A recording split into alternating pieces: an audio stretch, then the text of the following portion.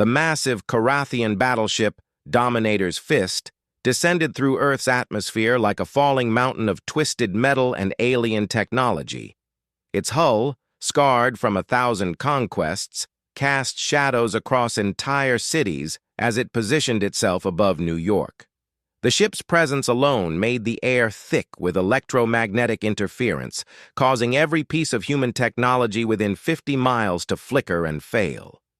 Ambassador Thexavar stood on the bridge, his 6 arms folded behind his chitinous back as he gazed down at the blue-green world below. His compound eyes reflected the swirling clouds, but his expression remained cold and calculating.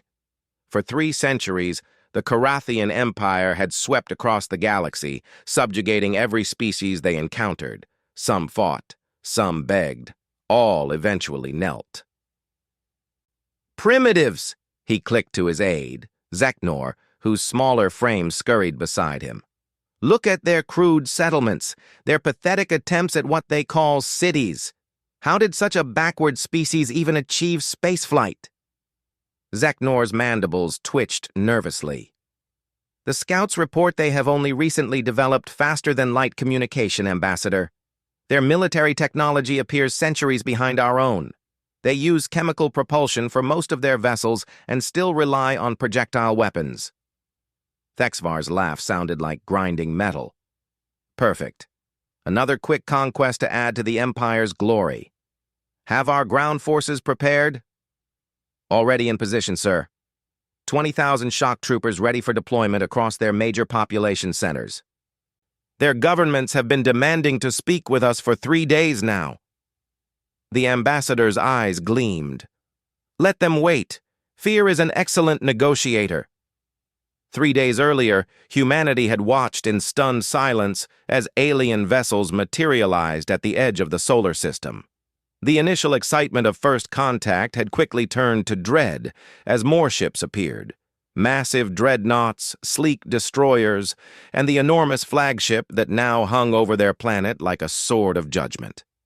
In the United Nations Emergency Assembly, representatives from every nation sat in tense silence.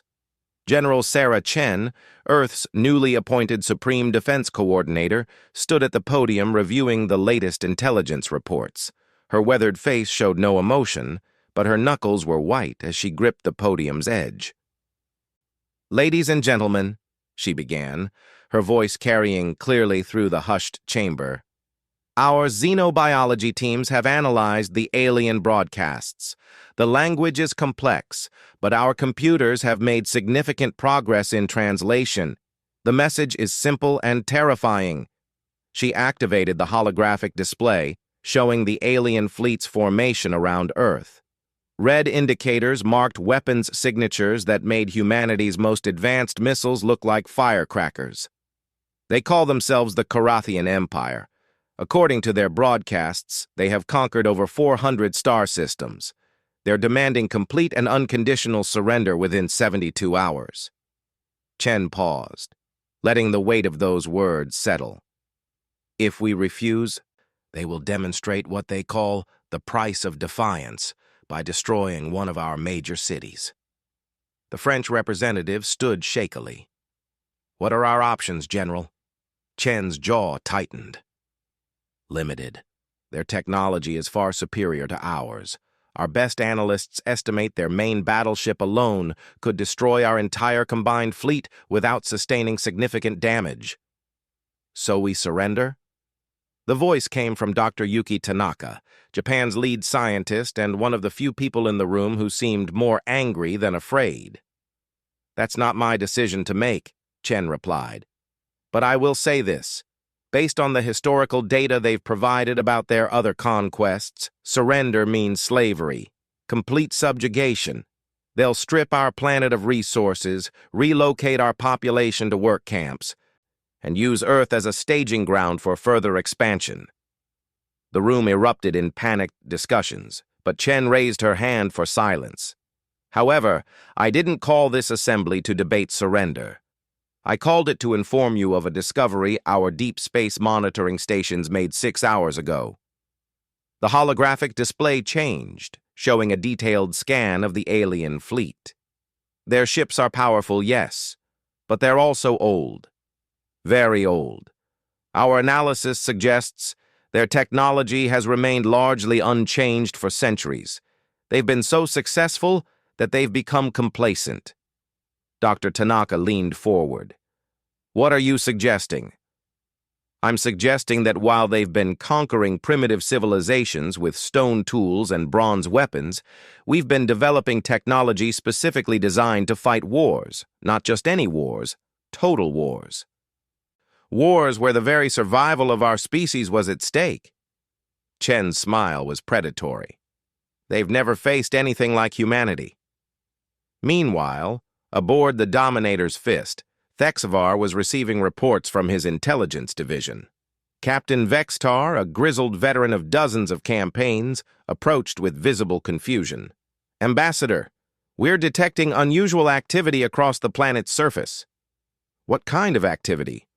Military mobilization, but not what we expected. Instead of massing their forces defensively around population centers, they appear to be evacuating them.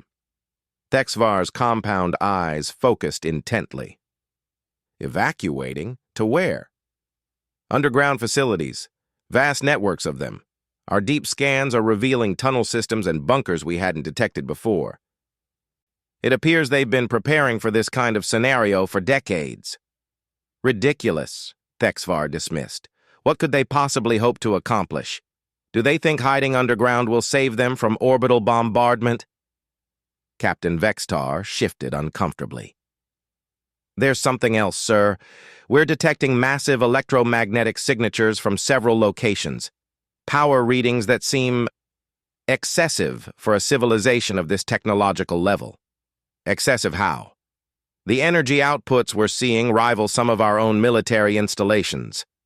Deep beneath the Rocky Mountains, in a facility that officially didn't exist, Dr. Elena Vasquez was putting the finishing touches on humanity's last hope.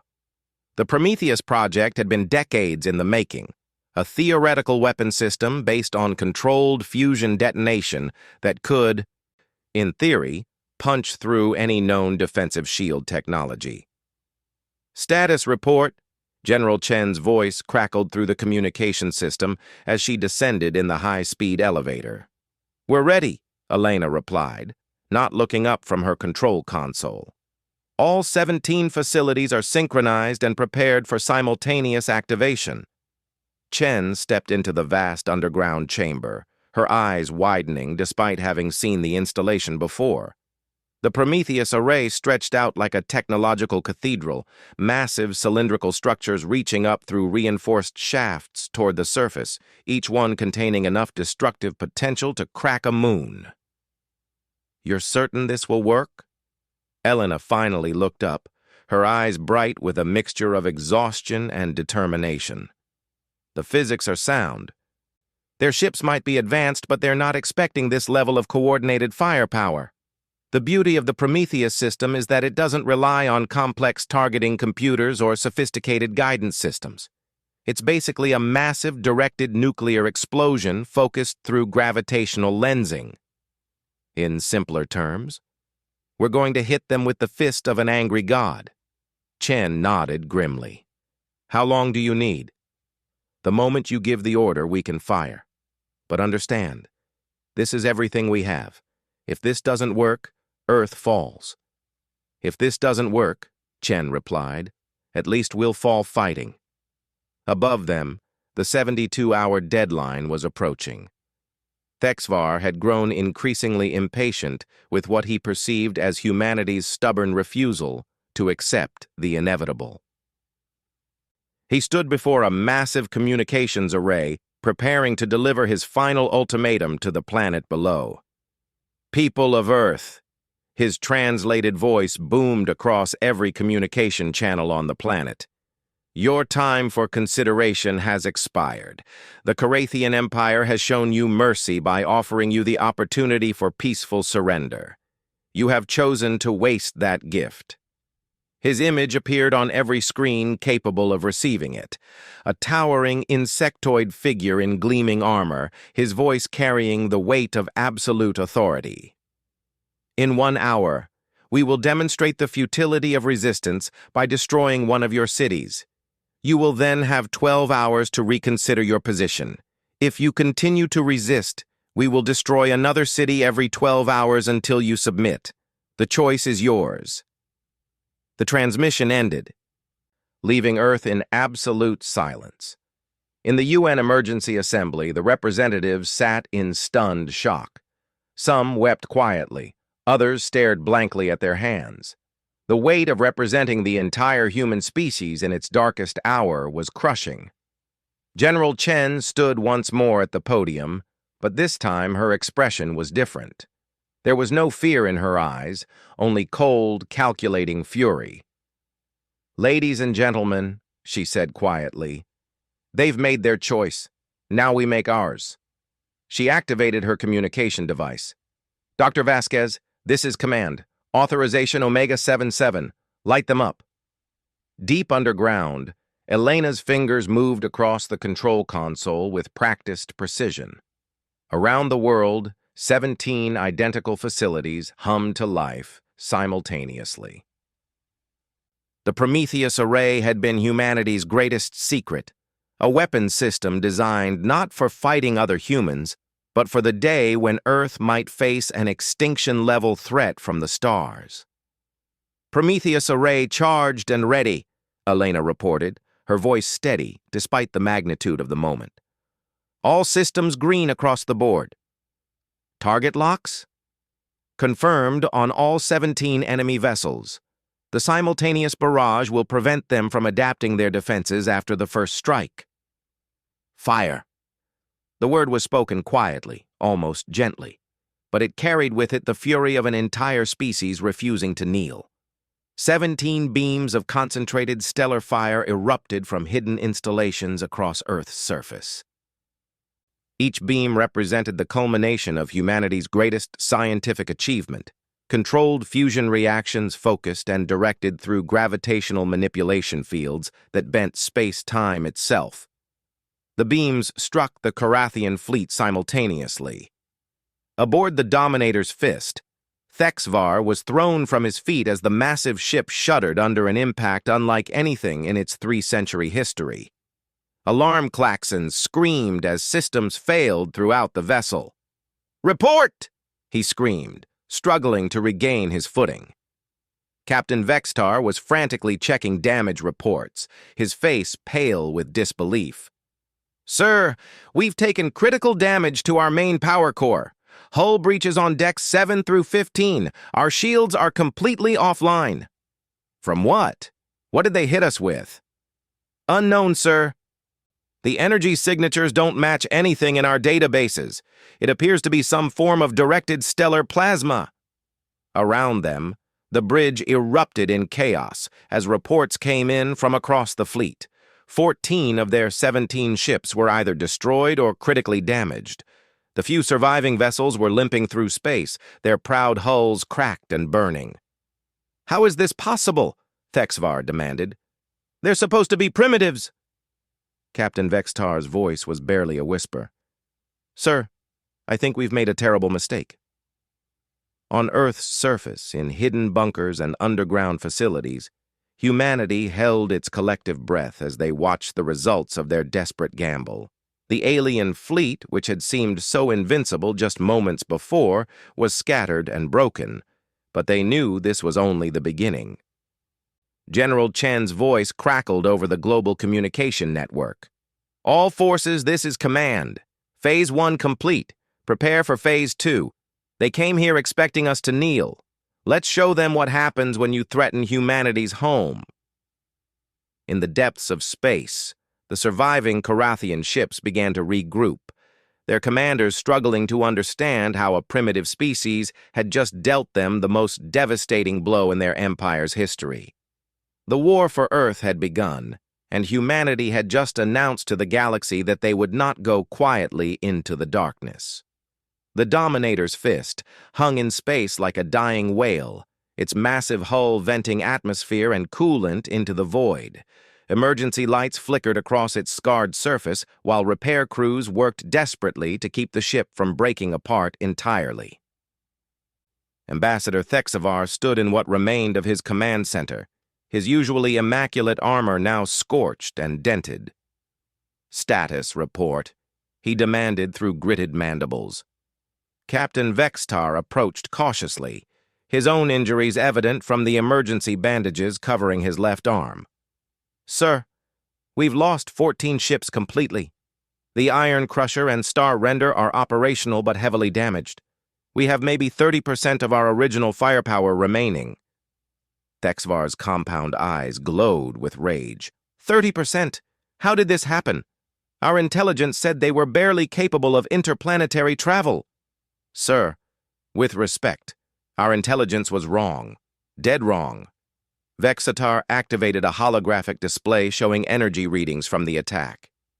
"These weapons signatures don't match anything in our conquest database. The power levels we recorded suggest they've weaponized stellar fusion on a planetary scale." "Impossible. It takes most species 1,000 years to develop that kind of technology after achieving spaceflight." "Yet, here we are, Ambassador." Before Thexvar could respond, his communications officer, Sub-Commander Kelthara, approached with obvious fear in her movements. "Sir, we're receiving a transmission from the planet." "Put it through." The display flickered to life, showing General Chen standing in what appeared to be a military command center. Behind her, dozens of human personnel worked at sophisticated control stations that looked far more advanced than anything the Carathians had expected to find on this world. "I am General Sarah Chen, Supreme Defense Coordinator of Earth," she began, her voice cold and professional. "To whom am I speaking?" Thexvar stepped forward, drawing himself up to his full imposing height. "I am Ambassador Thexvar of the Carathian Empire, voice of Emperor Zalcon himself. You have made a grave mistake, Primitive. Our reinforcements will arrive within days, and your pitiful resistance will be crushed." Chen's expression didn't change. "Ambassador, let me explain something to you about humans. We're what you might call a young species, but we've spent our entire evolutionary history fighting each other, fighting our environment, fighting extinction itself. We've survived ice ages, supervolcanic eruptions, asteroid impacts, and a dozen different ways our planet has tried to kill us." She gestured to someone off-screen, and the display split to show tactical readouts of the alien fleet's current condition. "Your ships are damaged beyond immediate repair. Your crew casualties are estimated at over 60%. You have 3 choices: retreat, attempt to continue this fight with what you have left, or surrender." Thexvar's laugh was bitter. "Surrender? You dare suggest that the mighty Carathian Empire surrender to a pack of hairless apes?" "I'm not suggesting it," Chen replied calmly. "I'm informing you that it's your best option. You see, what you just experienced wasn't our full capability. It was a warning shot." In the depths of the Cheyenne Mountain Complex, Dr. Elena Vasquez was coordinating the next phase of humanity's defense. The Prometheus array had been impressive, but it was only the opening move. Around her, teams of scientists and military personnel were activating systems that had been theoretical just days before. "Quantum Disruption Network is online," reported Dr. James Harrison from his station. "All satellite arrays are synchronized and ready for deployment." Elena nodded grimly. "Neural Warfare Division?" "Standing by," came the response from Dr. Lisa Park, whose team had been working around the clock to adapt human psychological warfare techniques for alien minds. "We've analyzed the neural patterns from the alien communications and developed targeted mimetic weapons designed to exploit their hierarchical social structure." "And the Titan Project?" Dr. Michael Torres looked up from his engineering station with exhausted but determined eyes. "The first wave is ready. 12 units prepared for orbital insertion, each one equipped with adaptive AI cores and enough firepower to level a city." Elena took a deep breath. This was beyond anything humanity had ever attempted. a coordinated assault using technologies that had existed only in theory until the alien threat had forced their rapid development. "General Chen has given us authorization for Phase 2, she announced to the room. "All departments, initiate your protocols." Aboard the crippled Dominator's Fist, alarms suddenly began blaring throughout the ship. Thexvar spun toward his sensor operator, Technician Morgax, who was staring at his displays with obvious confusion. "Sir, we're detecting massive energy buildups across the planet's surface again, but these readings are different from the previous attack." "Different how?" "Multiple signatures, sir. It appears they're preparing to deploy several different types of weapons simultaneously." Captain Vexitar moved to examine the sensor data, his face growing pale. "Ambassador, I strongly recommend we withdraw immediately. Whatever they're planning, our ships aren't in any condition to withstand another assault." "Withdrawal is not an option," Thexvar snapped. "The Empire does not retreat from primitives." At that moment, the ship's quantum communications array activated, carrying an emergency signal from the Karathian homeworld. Emperor Zal Khan's image materialized in the center of the command deck, a massive, intimidating figure whose presence commanded immediate attention even through a holographic projection. "Thexvar," the Emperor's voice rumbled like distant thunder. "Explain to me how a routine subjugation has resulted in the loss of 14 Imperial warships." Thexvar dropped to one knee instantly. "My Emperor, we encountered unexpected resistance. The humans possess technology far beyond what our scouts reported." "Technology?" The Emperor's eyes blazed. "What kind of technology could possibly threaten an Imperial fleet?" "They appear to have weaponized stellar fusion, my lord. The attack came from the planet's surface with no warning. Our shields were useless against it." For a long moment, the Emperor was silent. When he spoke again, his voice carried a note that Thexvar had never heard before: uncertainty. "Thexvar, in 400 years of conquest, the Empire has never lost more than 3 ships in a single engagement. You're telling me these humans destroyed 14 ships from their planet's surface?" "Yes, my Emperor." "And you believe they have more such weapons?" Before Thexvar could answer, the ship shuddered as something impacted their hull. The lights flickered, and several console displays went dark. "Report!" Vexitar shouted. Technician Morgax's voice was filled with disbelief. "Sir, we're under attack, but not by energy weapons. We're being boarded." "Boarded? By what?" The main display activated, showing the ship's external cameras. Attached to the hull, like massive metal insects, were 12 humanoid machines, each one roughly the size of a shuttlecraft. Their arms ended in sophisticated cutting tools that were slicing through the ship's armor as if it were paper. "What are those things?" Thexvar demanded. Elena's voice crackled through the ship's communication system, somehow having bypassed all their security protocols. "Those are what we call Titan units, Ambassador. Autonomous weapons platforms designed specifically for ship-to-ship combat.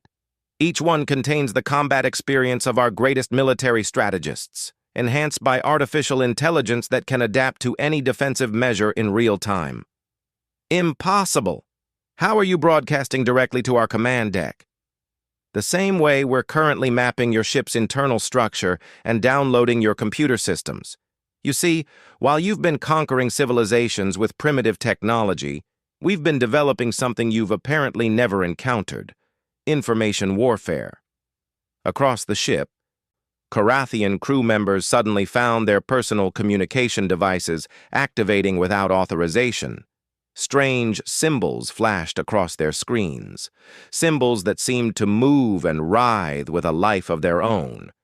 Dr. Park's Memetic Warfare Division had designed these psychological weapons specifically to exploit the Karathian mind's structure, creating confusion and fear that spread through their hierarchical command structure like a virus.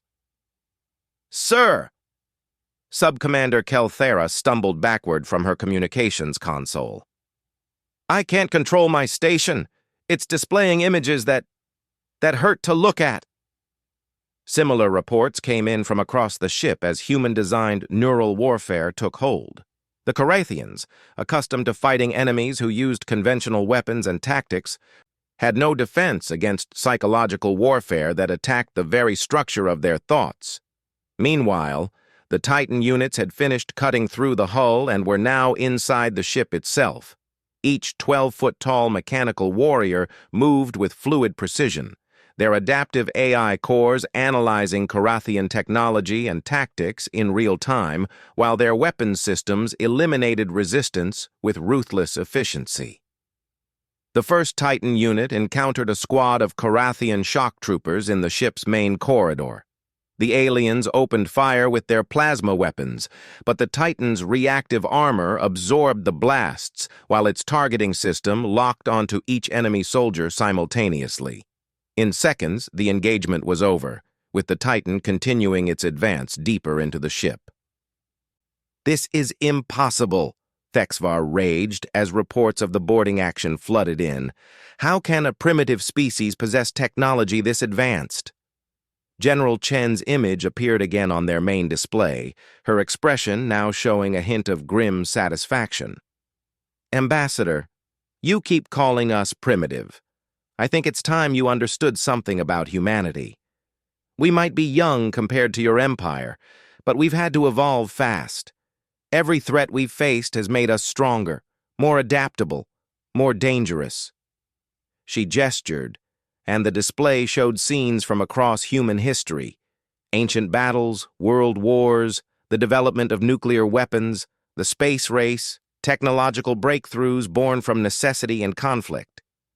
While your empire has been subjugating civilizations that couldn't fight back, we've been preparing for the day when someone like you would come calling. Every war we've fought, every weapon we've developed, every strategy we've devised has been leading to this moment. The ship shuddered again as more Titan units breached different sections. Reports of human psychological warfare spreading through the crew continued to pour in. Some Korathian soldiers were abandoning their posts, overwhelmed by images and sounds designed to trigger primal fear responses in their species. Captain Vexitar approached Thexvar with obvious desperation. "Sir, we have to evacuate the ship. Our defenses are failing across all decks. The humans have turned our own technology against us." "No!" Thexvar's voice cracked with fury and disbelief. "The Empire does not flee from primitives." At that moment, one of the Titan units broke through the blast doors leading to the command deck. The 12-foot mechanical giant stepped into the room, its optical sensors scanning each Korathian present, while its weapons systems remained ready, but not yet activated. "Greetings," the Titan said in perfect Korathian, its voice carrying the calm authority of a human military commander. "I am Titan Unit 7. I am here to deliver a message from the people of Earth."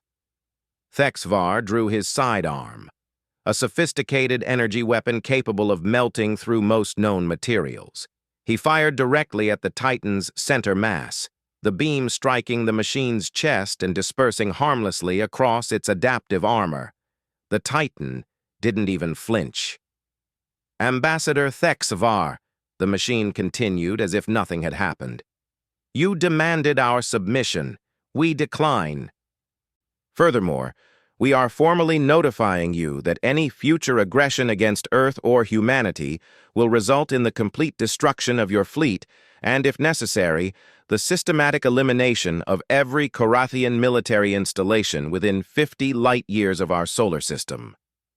The Emperor's holographic image flickered as quantum interference from the human attacks disrupted their communication array. "Thexvar, what is that thing talking to you?" Before the ambassador could respond, every screen on the command deck activated simultaneously, showing Dr. Elena Vasquez in the Cheyenne Mountain facility. "Emperor Zalkan," she said, somehow having accessed their most secure communication channels. "I am Dr. Elena Vasquez, Chief Science Officer for Earth's Defense Initiative. I wanted to personally inform you that we have been monitoring your Empire's communications for the past 72 hours. The Emperor's eyes widened with shock. Monitoring our communications? That's impossible. Our quantum encryption is unbreakable. Not by civilizations using conventional technology, no. But as your ambassador is learning, we don't use conventional technology. Elena's smile was cold.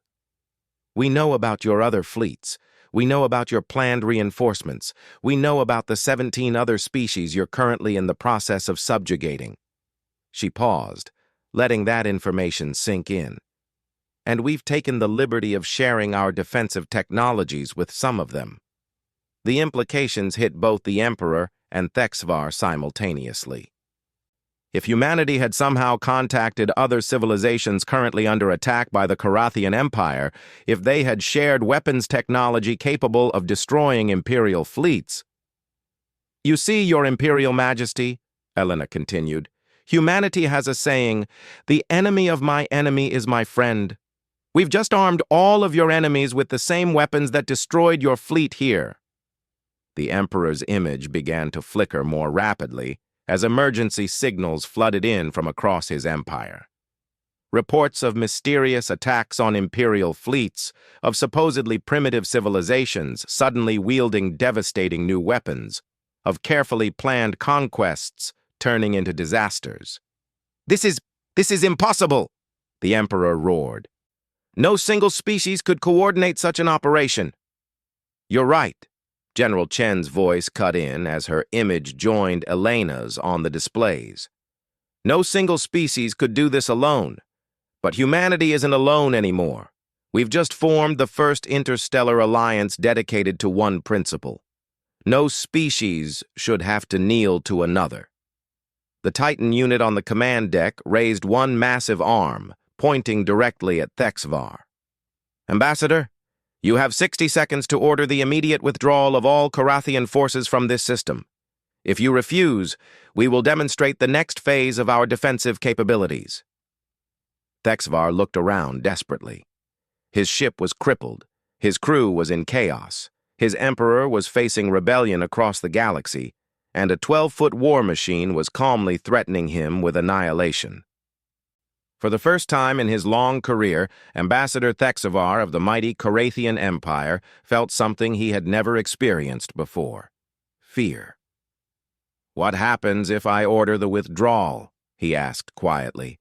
The Titan's optical sensors focused on him with mechanical precision. Then you live to tell your empire that the age of easy conquest is over. The galaxy has just learned how to fight back. 3 months after the Battle of Earth, Ambassador Thexvar stood in chains before the Supreme Council of the Carathian Empire. The Great Hall, which had once echoed with the sounds of conquest celebrations, now resonated with angry voices and desperate planning sessions. The mighty empire that had ruled the galaxy for centuries was crumbling, and everyone was looking for someone to blame. Emperor Zalkan sat on his crystalline throne, his once magnificent form now seeming smaller, older. The reports scattered across his command console painted a picture of absolute catastrophe. 17 worlds in rebellion. 43 colonial governments declaring independence. Over 200 imperial ships destroyed in what the humans had dubbed the Liberation Wars. Thexvar, the Emperor's voice carried a weariness that had never been there before. Explain to me how a routine subjugation has resulted in the complete collapse of our outer territories. The former ambassador raised his head, his compound eyes no longer carrying their previous arrogance. My Emperor, we fundamentally misunderstood what we were facing. The humans didn't just defeat our fleet, they created a new form of warfare. New form of warfare? Council member Vexthana leaned forward aggressively. They used weapons. Advanced weapons, yes, but still just weapons. No, Thexvar replied quietly. They used something far more dangerous than weapons. They used ideas. On Earth, in the newly constructed Global Defense Headquarters, General Chen stood before a massive holographic display showing the current state of the galaxy. What had once been a map dominated by Carathian red was now a patchwork of independent systems, allied territories, and the growing green of what humanity had named the Freedom Coalition. Dr. Elena Vasquez approached with a data tablet containing the latest intelligence reports. "Sarah, we're getting confirmation from the Zelani system. They've successfully modified our Prometheus technology for their stellar configurations. The Carathian 7th Fleet was completely destroyed trying to retake their home world." Chen nodded with grim satisfaction. "And the Thorians? Even better. They've adapted our mimetic warfare protocols to their telepathic abilities. Apparently, when you can project psychological warfare directly into an enemy's mind, the results are dramatic." "How many systems have officially joined the coalition now?" Elena consulted her tablet. 47 confirmed members, with another 23 in various stages of negotiation. More importantly, we've established the first interstellar communication network based on our quantum encryption protocols. Every coalition member can now coordinate their defenses in real time. Chen smiled for the first time in months. "And the Carathians?" "Retreating on all fronts. Our analysis suggests they've lost over 60% of their military capability. More importantly, their subject populations have stopped being afraid of them." The transformation had been remarkable to witness. Once humanity had demonstrated that the mighty Carathian Empire could be defeated, word had spread across the galaxy faster than their ships could travel. Species that had been enslaved for generations suddenly remembered what freedom felt like. Civilizations that had submitted without a fight discovered they had more courage than they'd known. But it wasn't just about courage. The humans had done something unprecedented in galactic history. They had shared their military technology freely with anyone willing to fight for their freedom.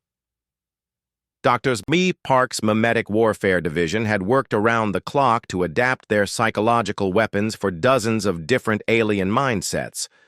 The Prometheus array technology had been modified for various stellar configurations and planetary conditions. Most importantly, the humans had shared the one thing that mattered most: the knowledge that empires could be defeated. In the depths of space, Captain Marcus Rodriguez piloted the first human vessel to leave the solar system in an official capacity. The UES Defiance was humanity's announcement to the galaxy, a ship designed not for exploration or trade, but as a mobile platform for training other species in advanced warfare techniques. "Captain," his communications officer, Lieutenant Sarah Kim, looked up from her station with excitement. "We're receiving a priority transmission from the Andorian Republic. Put it through." The main screen activated, showing High Commander Veltar of the Andorians, a species of tall, crystalline beings whose homeworld had been under Carathian occupation for over 50 years until their successful rebellion 2 weeks earlier. "Captain Rodriguez," Veltar's translated voice rang with gratitude and determination. "We cannot thank humanity enough for what you have given us. Our world is free for the first time in 2 generations."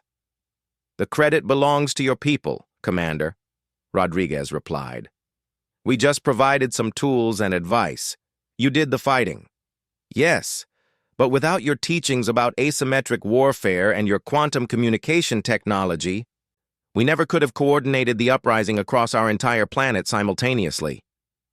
Veltar paused, and when he continued, his voice carried a note of steel that hadn't been there before. "Captain, we have a request." "Name it."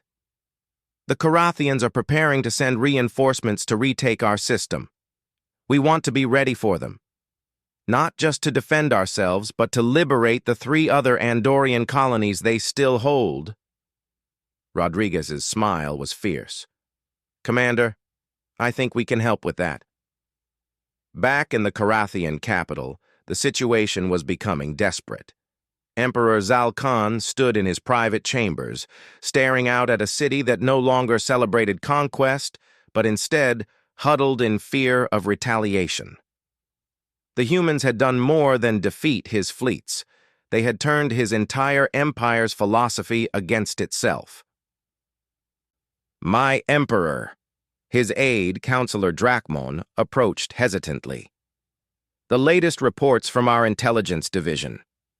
Zal Khan accepted the data crystal without enthusiasm. The information it contained was worse than he had expected. The humans hadn't just armed other species with weapons. They had given them something far more dangerous: strategic thinking. Species that had never fought anything more complex than territorial disputes were now employing sophisticated military tactics. Civilizations that had surrendered to the first Carathian scout ship were now coordinating multi-system defensive alliances. Most disturbing of all, they were beginning to use the Carathian Empire's own size and bureaucracy against them. "The humans call it asymmetric warfare," Drachmon explained quietly. "They've taught our enemies to strike at our supply lines, our communication networks, our administrative centers. They're not trying to match our fleets ship for ship. They're making it impossible for us to maintain control of conquered territories." And our response? Every time we send reinforcements to one system, 3 others revolt. Every time we try to establish a new military base, the local population sabotages it using techniques the humans have taught them. Our forces are spread across hundreds of systems, all of them under constant attack. Zal Khan closed his eyes in defeat. "What about negotiation? Have the humans responded to our diplomatic overtures?" "Yes, my Emperor." Their response was direct. Drachmon activated a holographic display showing General Chen standing in the UN assembly. Her message had been broadcast across every communication channel in Carathian space. "To Emperor Zal Khan and the Carathian High Command," Chen's voice was clear and uncompromising. "Humanity has no interest in negotiating with slavers and conquerors. However, we are willing to discuss terms for the complete and unconditional liberation of all Carathian-occupied territories and the dissolution of your empire's military forces." The Emperor's rage flared. "Dissolution? They want us to surrender entirely?" "There's more, my Emperor." Drachmon's voice became even quieter. "They've offered safe relocation to any Carathian colony that agrees to exist peacefully within the new coalition framework. They're essentially offering to let us survive, but only if we abandon everything that made the Empire what it was." "And if we refuse?" Before Drachmon could answer, alarms began blaring throughout the palace complex. Both Carathians rushed to the nearest communication console as reports flooded in from across their homeworld. "Sir," the voice of Admiral Kexavara crackled through the speakers, "we're detecting massive energy signatures throughout the home system. It appears the humans have brought their fleet to our doorstep." Through the palace windows, they could see them, dozens of ships emerging from quantum jump points throughout the Carathian home system. But these weren't just human vessels. The fleet was a magnificent tapestry of different designs and technologies, representing every species that had joined the Freedom Coalition. Andorian crystal ships pulsed with exotic energies. Thorian biovessels writhed through space with organic grace. Zalani geometric craft moved in perfect mathematical formations. And at the center of it all, human ships served as command and coordination platforms, their crews working alongside dozens of different alien species in perfect unity. "My Emperor," Admiral Kexvara's voice was tight with barely controlled panic. "They're requesting your immediate surrender. If you refuse, they're prepared to demonstrate what they call the final lesson in the consequences of tyranny." Emperor Zal Khan looked around his throne room, at the monuments to conquest, the tributes from subjugated worlds, the symbols of an empire that had ruled through fear and superior firepower for centuries. All of it suddenly seemed hollow and meaningless. "Admiral," he said quietly, "what is our current military strength?" "Sir, we have perhaps 20% of our original fleet remaining. Most of our ground forces are scattered across rebel systems trying to maintain order. Even if we could recall them all, we'd be facing over 300 coalition vessels with advanced human technology. The Emperor was silent for a long moment. Finally, he activated the system-wide communication array. "This is Emperor Zalkan of the Korathian Empire," his voice carried across the home world and to the coalition fleet alike. I formally surrender all Imperial forces and territories to the Freedom Coalition. The Korathian Empire hereby dissolves its military forces and submits to coalition authority. Aboard the coalition flagship UES Defiance, Captain Rodriguez received the Emperor's surrender with no sense of triumph, only grim satisfaction that no more lives would be lost in pointless fighting. "Captain," Lieutenant Kim reported, "we're receiving transmission requests from over 40 different news services across coalition space. They want to cover the surrender ceremony." Rodriguez nodded. "Let them. The galaxy needs to see this moment, but more importantly, they need to understand what it means." 2 hours later, the surrender ceremony took place in space itself, broadcast live across hundreds of star systems. Emperor Zalkan, flanked by his remaining military commanders, formally transferred authority over all Korathian territories to the elected representatives of the Freedom Coalition. But the most significant moment came when General Chen stepped forward to address the galaxy. Citizens of every world, every species, every system, her words carried across space to billions of beings who had never dared dream of freedom. Today marks not the victory of one species over another, but the victory of a simple principle, that no being, no matter how different from ourselves, should be forced to kneel to another's will. She paused, looking directly at the camera that would carry her words to worlds she had never seen, to species humanity was only beginning to understand. The Korathian Empire fell, not because humans are stronger or more advanced, but because we refused to fight this war alone. We reached out to every species that yearned for freedom, and together we discovered something that empires have never understood. When free beings choose to stand together, they become unstoppable. The ceremony concluded with the formal establishment of the Freedom Coalition Charter, a document that enshrined the right of every sentient species to govern itself, to explore the stars without fear, and to defend themselves against any who would threaten their liberty. 6 months later, former Emperor Zalkan sat in a simple dwelling on a peaceful agricultural world, far from the ruins of his former empire. He spent his days tending a small garden and reflecting on how completely his understanding of power had been overturned. A human visitor, Dr. Elena Vasquez, sat across from him in the afternoon sun. "Do you regret it?" she asked gently. "The surrender?" Zalkan looked up from the flowering plant he was cultivating, a species native to Earth that humanity had shared freely with every world in the coalition.